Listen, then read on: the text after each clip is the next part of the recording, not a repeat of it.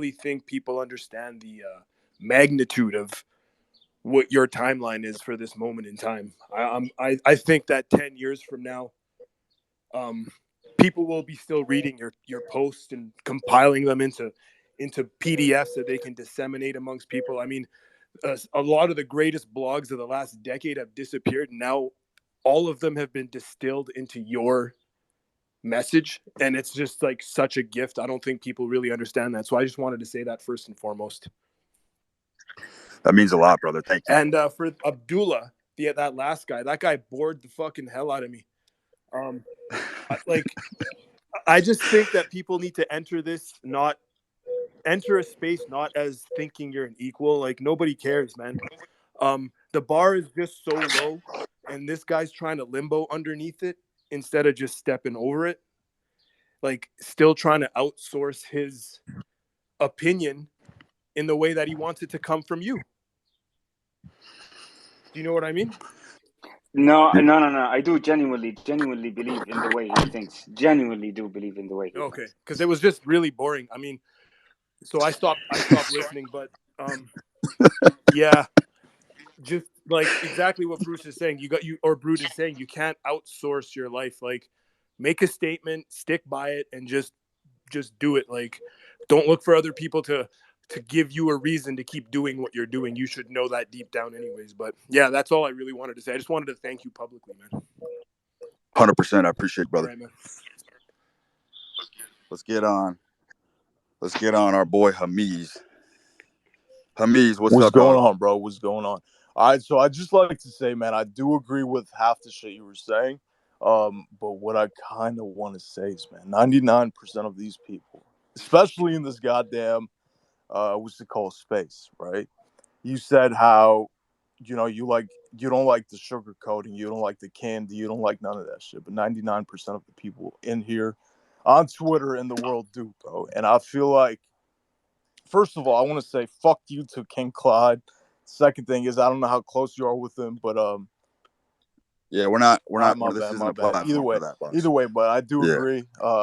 But even You're a fucking pussy. Shut your bitch ass up. who's talking to me right now, bro?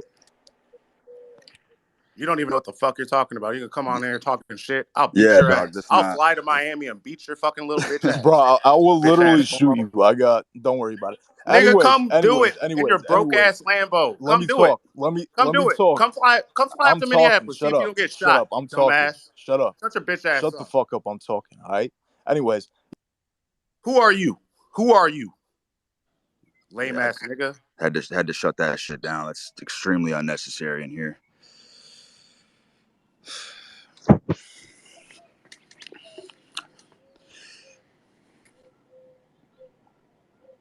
Ian, what's up, baby? Keep the flow going. Yeah, I wanted to ask you a question about something I don't hear you talk about a lot. Like, I know most of the stuff you put out is focused on, being an individual and all that.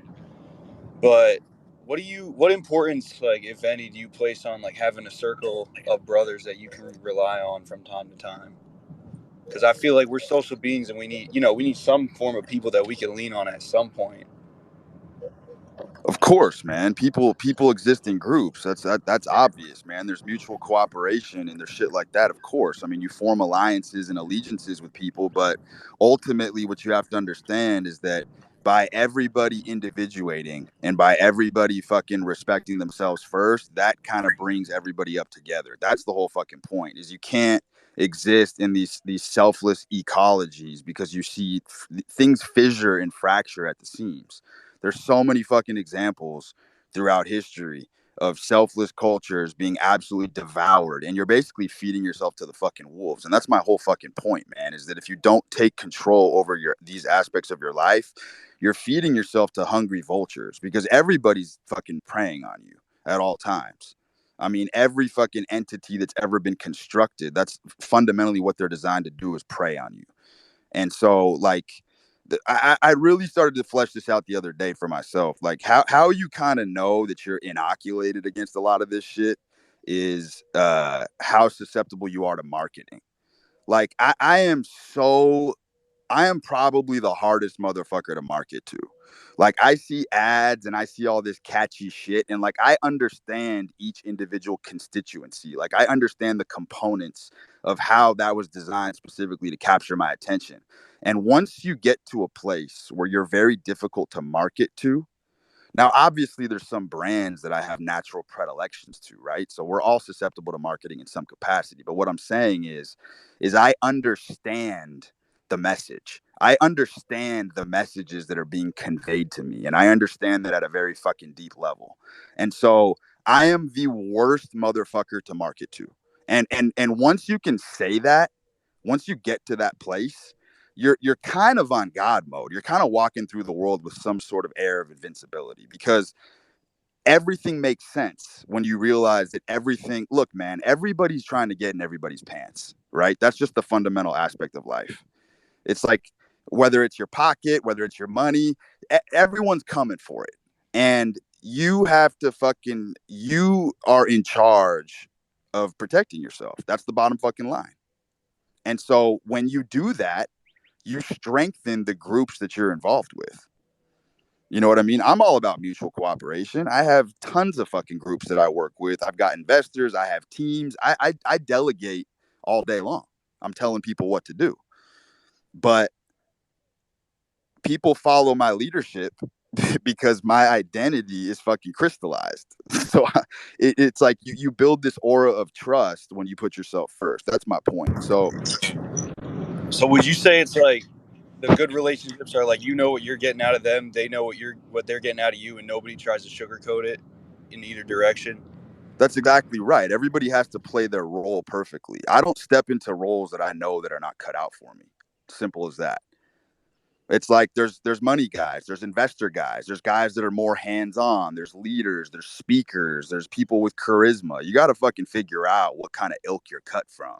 And then you need to fucking quadruple down on that until the bitter end. Because if you try to play a part or a role that doesn't naturally suit you, you're constantly going against the grain. It's like paddling upstream in a river. Like, you can make progress, but I promise you, the minute you stop paddling, you're just gonna fucking float back down the river, right back to baseline.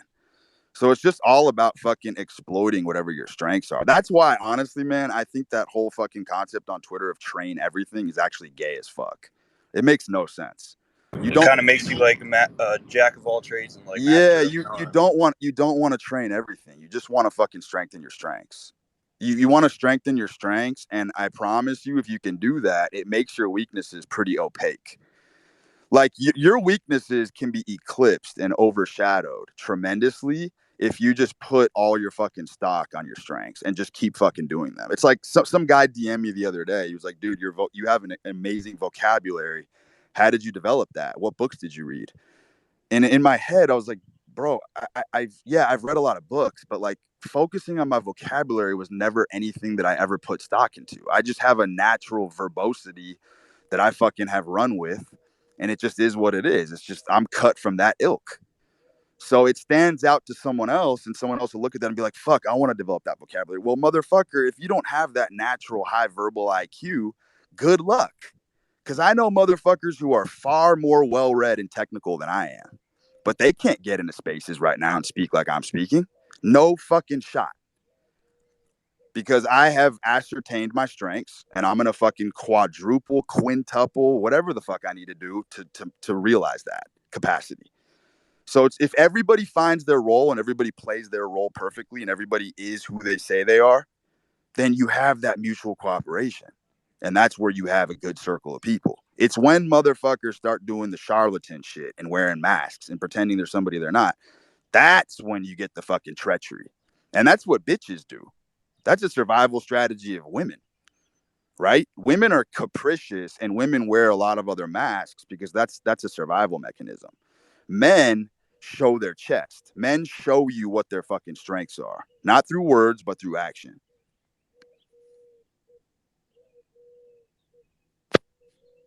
So then, going off that, like, you got to find the things that you're real good at and double down on them. Like, how did you find those things out about yourself? I know it's like a really vague question, but I don't think anybody really gives you an answer on that. They Other don't, than but like, go live. because here's the deal.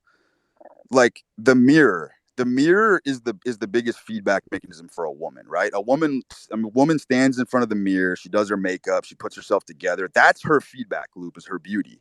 But the world is a man's mirror, meaning the feedback you get from the real world when you are interfacing with it, the way people treat you, the way people respond to you, the way you walk by people.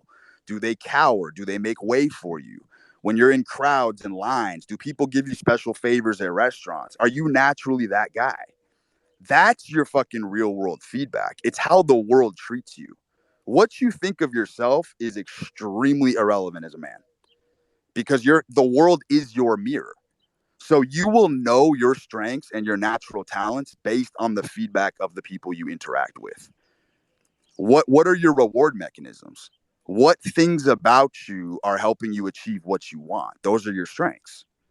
And you'll know that naturally just through having a fucking 5-minute conversation with a fucking stranger, because you're getting that feedback consistently. But most people are asleep and they don't see how the world is really treating them. They're just walking by invisibly, and they're terrified to bring their fucking strengths to the fore. And that's the biggest fucking problem. So real world feedback, man, that's all you got.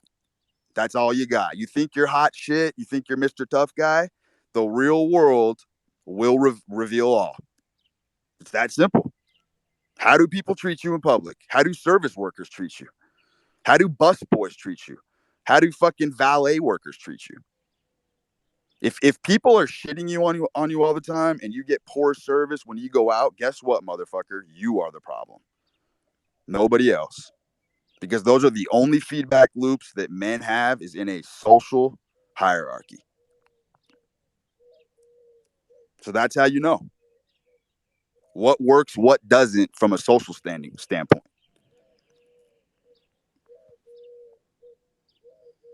Like you can put me in a meeting, you can put me in a boardroom in sweatpants, and I can get my point across. If I have to go raise money or fundraise money for a project, I'm going to go do that because that's a strength of mine. But you put me under the hood of a car and try to fucking, fit nuts and bolts and screws into shit, and my brain's going to fucking sizzle because I'm just not fucking wired for that shit. So yeah, can I fucking develop talent in that area if I really fucking applied myself? Sure. But why would I go against the grain if I'm built a certain way? I guess that's my point, is I see a lot of people trying to build skills in domains that don't naturally suit them. And you are just going to get fucking annihilated by somebody who's naturally suited towards that, because their learning process and their learning curve is so far greater than yours that you're never going to catch up. I'm not saying you can't get good at something that you suck at. I'm not saying that. I'm just saying, why would I waste my time if I'm super powerful in this one area? I'm just going to keep fucking developing that shit because it's going to eclipse all my weaknesses.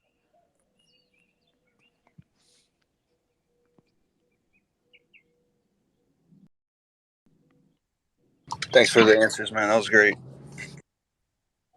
Robert, what's up, man? Hey, Brute. Agree with your take on reading in this world generally versus action. I think, correct me if I took it wrong, but I think you said somewhere young men, one book, or maybe the book young men must read, collected works of Sherlock Holmes. Wanted to see if you had anything further on that. It was just a quick line a couple of months ago. I think I have a bit of the answer because I agree with that too, but wondering if you could take a little bit of a further take on it. Yeah, I remember saying that. So those Sherlock Holmes short stories, you'll get a fucking better education than you had at any fucking Ivy League. I'll tell you that much, because those books are all about discernment, and you're hearing that from the fucking omniscient point of view. So what you're doing in those stories is you're constantly kind of charging and polishing those discernment mechanisms, and you're doing that through kind of a fictional tale. But understand this, and I've always said this, and it's true. There is more, in my opinion, to gain from fictional literature than there is from nonfiction. Because fiction, the person who creates a fictional novel, has to have some vast array of experience to draw from to create those characters. So those fictional characters have more truth infused in them than some faggot writing some fucking biography or some fucking true account of somebody else, because those psychic forces are being personified from some level of experience. And if you can build and you can construct an artificial reality in story form, you can bet your bottom dollar the person who created that fiction is drawing from experience. That's why mythology to a degree is somewhat important, because mythological figures, it has nothing to do with the gods themselves. Gods are personifications of emotions, feelings, and experiences that people have lived. And they infused those and crystallized those philosophies in the form of those gods. So that's kind of answers your question. But yeah, man, those fucking Sherlock Holmes stories are fire, because that motherfucker's sifting through tons of bullshit in those stories, and you get to see the mental process of somebody who's using common sense and discernment, which is obviously severely fucking lacking in this society. Couldn't agree more. Love it. Thanks, man. Waiting for the book. Yeah, brother. I'm gonna get on a couple more here. We're on a fucking roll.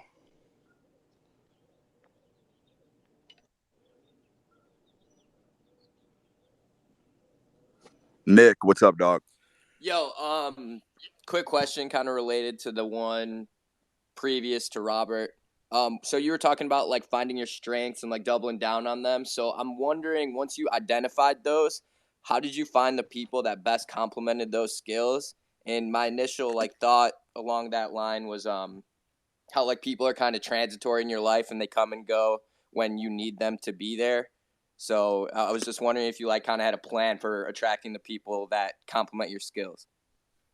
Yeah, that's the whole thing about being a man that I think a lot of right-wing Twitter and fucking these PUAs and shit have perverted, which is this idea that somehow men are seducers. Couldn't be more fucking feminine. Men are magnetizers. So if you have a strong purpose, and by the way, that kind of magnetism is backed up by swift and strong action. So if you're taking swift and strong action towards obstacles in your life, you are going to naturally attract people who compliment you. That's the easy part. The easy part is finding the right people to fit the slot.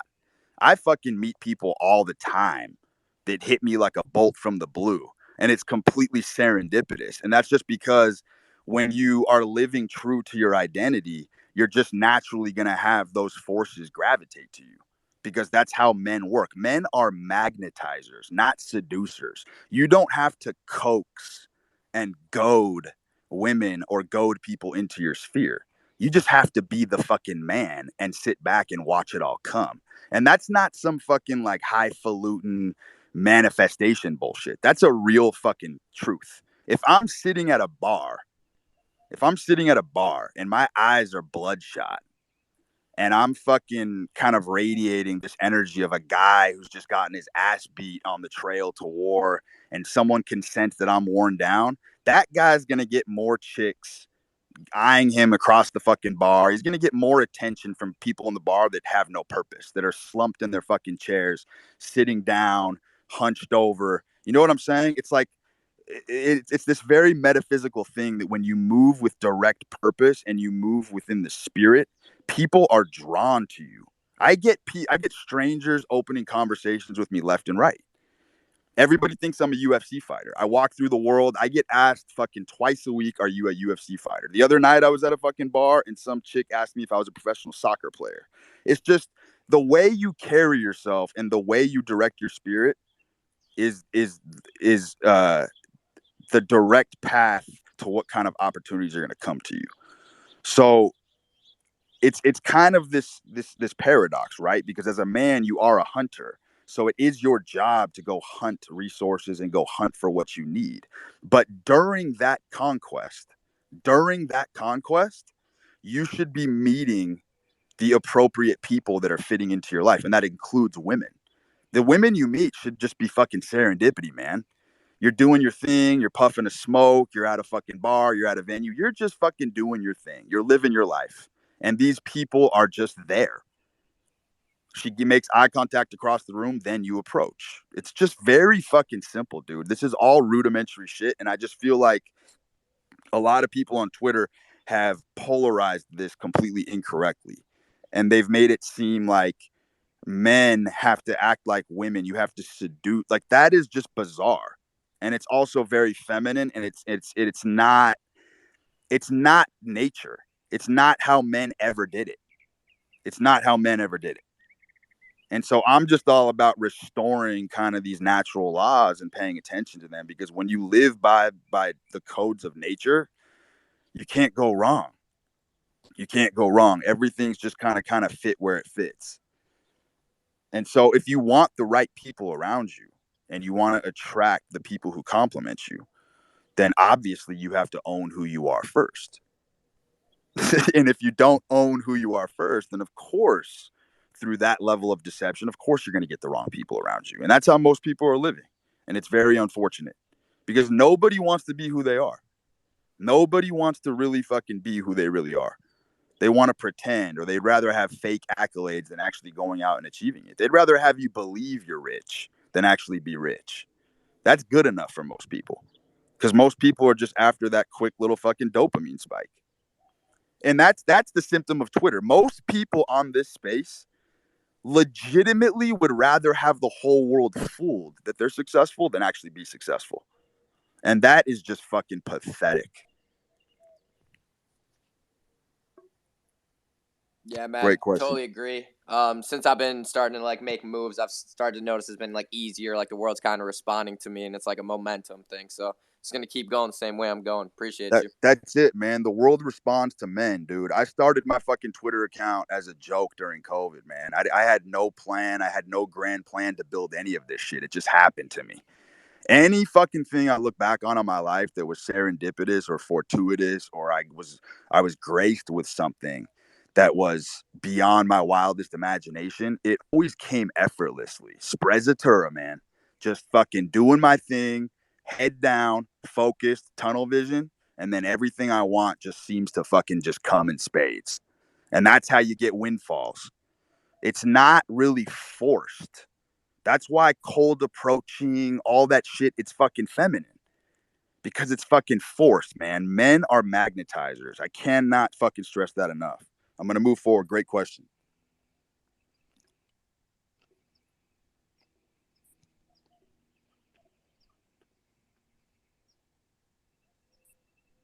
Axel, what's up, bro? Hey, man. Thanks for making the space. So my question is about picking, the right mentors in your in whatever it is that you want to do in life, whether it's sports, whether it's in business, whatever it is. You're making a strong point about outsourcing your life out to science or to university, to your parents even.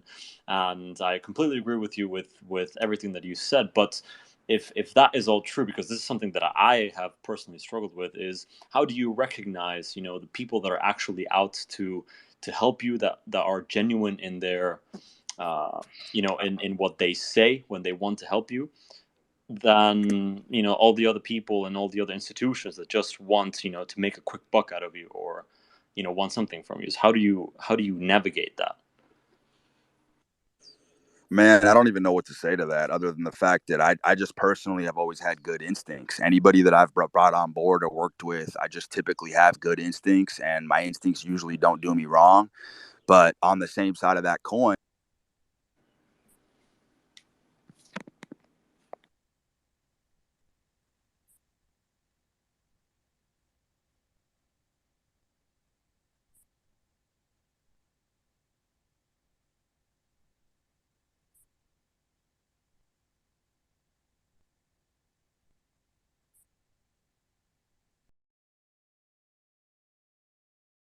life, why did I expose myself to that degree?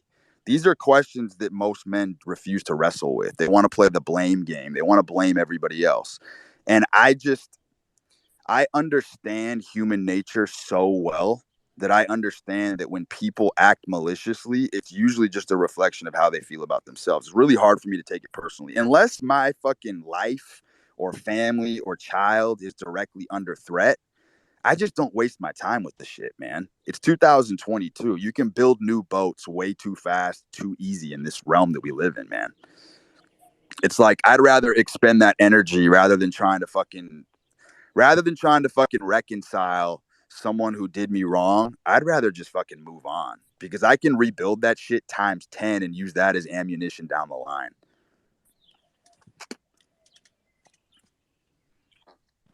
Thank you, brother.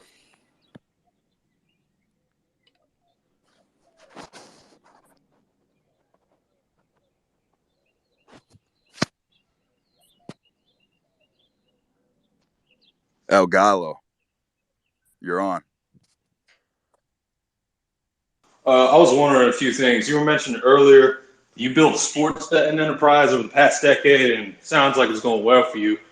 I got to ask a question. So that business that you started, built, is that the end for you in terms of your business goals, or are you going to move on to something else eventually once you get to a certain point? I mean, I'll probably move on to something else eventually. I probably have another couple years, another couple good runs. My industry is extremely dynamic, so I constantly have to adjust to the market makers, and there's a lot of exploits and shit that I impose on markets, and then the markets adjust. So it's a constant game of cat and mouse, which is very tedious. I don't think very many people could actually do what I do because I mean, I'm an expert at getting in at the best market prices. I usually move the markets for the rest of the country. I mean, like my total volume is absurd. I just talked to my VIP host a couple of weeks ago. My whole team, we're not wins and losses, but I'm betting about 16 million a week in actual action placed right now.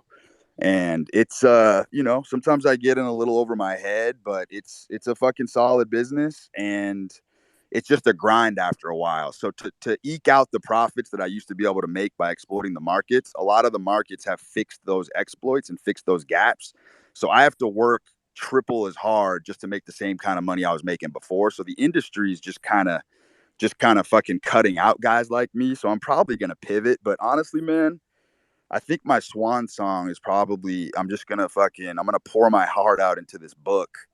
Because I want to tell my full life story. It's pretty unbelievable how I've even gotten into this position, and I just kind of want to do a tell all with the things I've experienced, and that's probably gonna be my exit. I'm probably just gonna leave that legacy and leave that book, and then maybe I'm just gonna disappear for a while. But yeah, I mean, I have a lot of unfinished business within just my business itself. It's been a super up and down year, and I have massive swings. Some days I'm fucking king of the hill, and some days I'm in the fucking gutter. But I'm built for that, man. I designed my life to be able to handle the heavy swings. Hell yeah, bro. And how's the book going?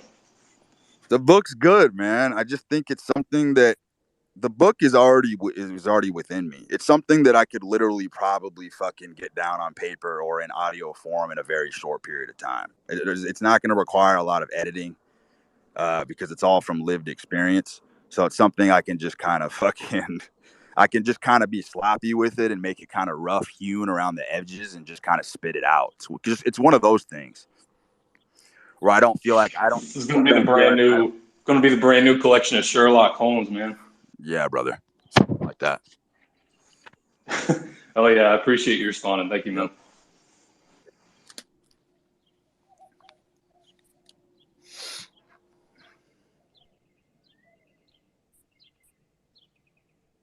Professor X. Yo, what's good, bro? What's good? So my question is, have you considered getting into like upper politics at some point? Because obviously, you've done all this stuff in your life. You're getting older. What's the move for you after this? Politics, brother. My past is so checkered, bro. The Swift boaters would fucking dig up my past, and I would have zero chance in a place in politics.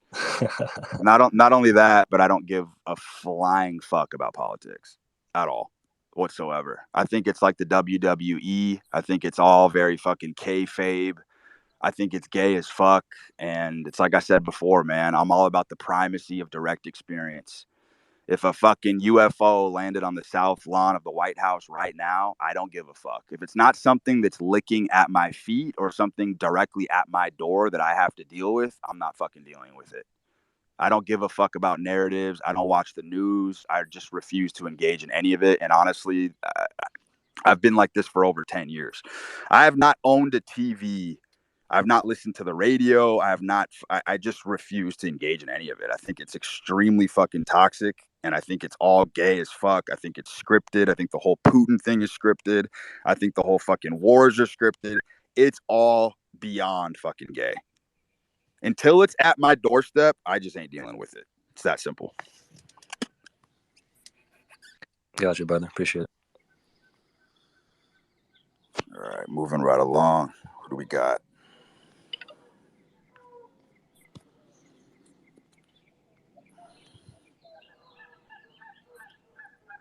We got S.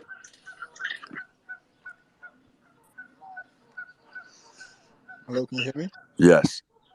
Hey, bro, thanks for the space, man. Yeah.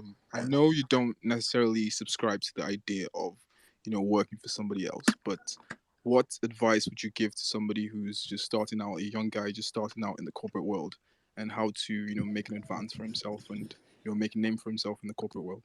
Thanks. In the corporate world, huh? Fuck, man, that's not my forte whatsoever. I would just, I mean, I've done it all, man. I've had every fucking entry level job you could imagine when I was younger, and I've intentionally sabotaged and gotten myself fired so that I had no excuse with my back against the wall to double down on whatever my goals were. So I'm the wrong fucking guy to ask on that. All right, no problem, man. Appreciate it.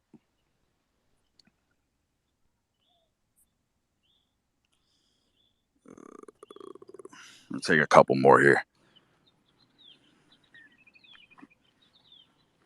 JC, what's up, Chief?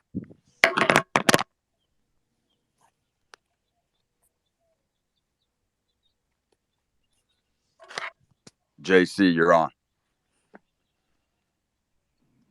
Can you hear me, brother? Yes. Awesome. So I had a question about, you shared that once you moved out early on, right, and you got out there and started figuring it out, it interests me, you said you never returned back home. And I have a similar personal story, right? Was moved out and kicked out like all in the same day. And I've continued to like go back every now and then to like, visit my family because I believe that like that bond is valuable, even though they're like in a completely inoculated culture, right? And so it's often like a really, how do I explain it? It's tough, right? Because I'm surrounded by people that otherwise like I do not normally go out of my way to interact with, right? But these people are my blood. So I just wondered if like you could share some insight on why you've never returned back to your family. If I have that right, maybe that could just kind of give me some clarity as I move forward. Man, I think it's kind of a cultural thing. I was talking about this with someone the other day. I think the boomer generation, which happens to be my folks, the boomer generation is very strange because it seems to me like they have a lot of resentment towards their children, more so than any other kind of generation. The boomer generation, for whatever reason, well, first of all, they've been lied to. They've been lied to more than any other generation in history. That's a fact. But there seems to be some sort of very strange sabotaging going on between a lot of boomer parents and the advice that they've given, even if it's well intentioned, which I have my doubts. But if I had followed the life path or advice of either of my fucking parents, I would have driven my life off a cliff years ago. And so I just kind of sense that culturally, the decay and detritus is so fucking strong right now that's why you see that. I mean, that's why you see so many people on Twitter looking for these surrogate father types because they realize how useless the advice of their parents is. And so for me, man, it kind of goes back into my whole mantra, and I've tweeted about this, is that strangers and random motherfuckers that I've met on my path have shown me far more loyalty, appreciation, respect, and support than anybody in my family ever did. And that's just a symptom of the culture that we're in, right? We have this overall yearning. There's this yearning for intra-tribal cooperation. You see conflicting tribes forming alliances and allegiances because the family structure is so broken and so deteriorated that nobody really has their roots there anymore. Some do, and you're fortunate if you do, but that wasn't my situation. is that my blood had done me far more wrong than any motherfucker I randomly could meet, even at the fucking gym. Motherfucker at the gym would give me a place to stay before my own fucking blood would. And so there's many cases of this, by the way. It's not just me. It's a lot of people are struggling with this. And so that's just kind of where I came up with the idea that I mean, you have to choose your own family. You know, it's like you get to a certain age where you no longer have to kind of play within the construct of those fake hierarchies. Because let's say you're more enlightened than your mom, or let's say you're more enlightened than your dad, or you've surpassed them in maturity or success. Because of where you stand in the hierarchy as a son, you're never gonna fucking supersede that hierarchy. So you're never gonna be in a position of authority with your father, even if you know more than him, even if you've gone past his accomplishments. So you have to kind of reshuffle the deck, so to speak, is kind of my thinking on it. Doesn't mean you can't be close with your family, obviously. It just means that part of taking responsibility of your life is choosing your inner circle is much like choosing your family. Right. Yeah, that makes a lot of sense. And you know, it was kind of part of the reason. I mean, you talk about being in a dark spot. That's where I was the day I decided, like, I got to get the fuck out of here. Like, I'm gonna fucking end my life if I don't just throw myself out in the world and figure stuff out, right? And you know, I guess it's just Exactly. I them mean, being my bloodline. Like, I still care for them, right? And when I see what's going on in the world, and I look back at my like immediate bloodline, I'm like, fuck, like you guys are falling for this, you know? Like, there's a part of that that pains me. But I've asked you this before on an earlier space, and like, you know, you can't save people. It's you can't save people that don't want to be saved.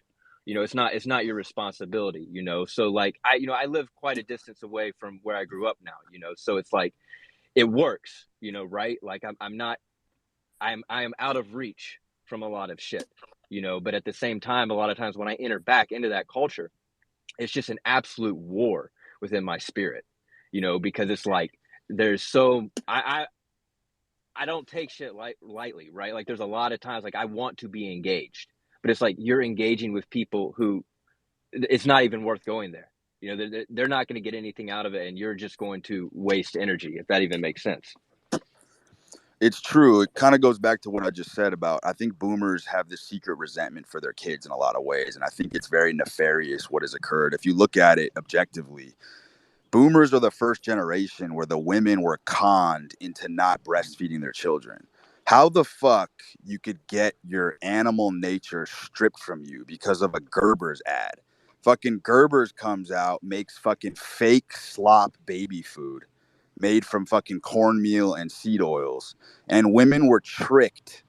Women were literally tricked into fucking feeding their kids this shit instead of fucking breastfeeding. I mean, that just shows you like you have to have some unconscious, I don't want to say hatred, but there's some unconscious forces there that is extremely fucking divorced from nature if a woman can actually be conned by an advertising agency to stop breastfeeding their children. And the dads kind of have the same resentment in a similar way. And it's like almost this form of like shadowy sabotage. It's very bizarre. I haven't even fleshed it fully out yet. But I look at my own folks and I look at the fucking the shit that they taught. If I had listened to any of it, man, I'm telling you, Yep. I'd be a nothing. Yep. I'd be a fucking huge zero. So I do think it's a malevolent force at play, and I do think it all comes from culture. And we just happen to hit the perfect rift in parentheses where we're in just this very bizarre time frame where these parents just kind of have this like subtle resentment and kind of hatred for their own kids. And it's very, very subtle. It's very subtle. And it all has to do with being removed from their nature. Yeah, I think you're really onto something there. That just kind of like uh like yeah, pulled the floor out from under me a little bit. I think that's sharp, man. I appreciate the insight. Yep. Hey, guys, if I may, I mean this. I think this even speaks across multiple cultures because I was in a different. I was grown up in Mexico even, and I think you guys come from probably English-speaking countries, but this happened exactly the same way to me, and I had to move out continents, man. Like, I'm starting out from scratch right now. This is why I came to you to ask you, Brute, because I moved continents and I've had to restart my life from scratch due to, you know, this rift that I saw from my parents and with the way that they were raised, with the way that the world is going right now. You know what I mean? So I It's appreciate, you know, both of you taking the time to speak about those topics. Yeah, brother. I'm gonna take a couple more questions and then we're gonna kill this thing. But let's see what Nick has to say. Nick, what's up, brother?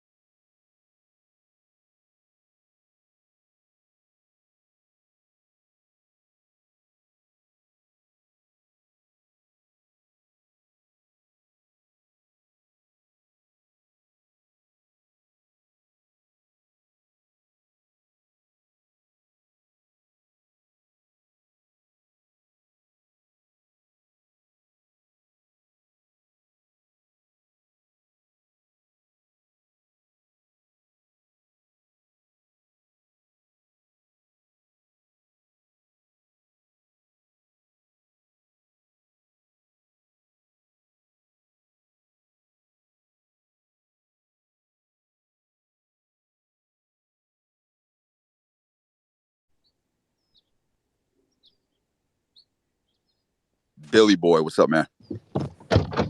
Hey, so now I just want to share about your tweets, right, of the PUA of this like faggotry of like seducing chicks. Just a really good example because I was fucking plagued by it, right? I was a fucking dork of it. Had that in of cold approaching, dude. I just went to the club, right?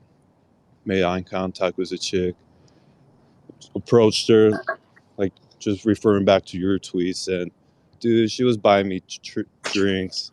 She wanted to F me. It's like, it's a complete I was just starstruck, you know? It's a complete opposite. I was not seducing. These chicks were just seducing me. But question, sorry, no question. No question. I'm gonna take another one. Thunder, what's up, dog?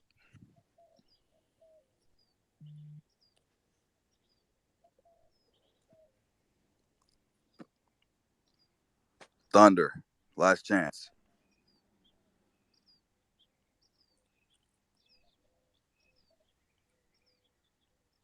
All right, fellas, that concludes it.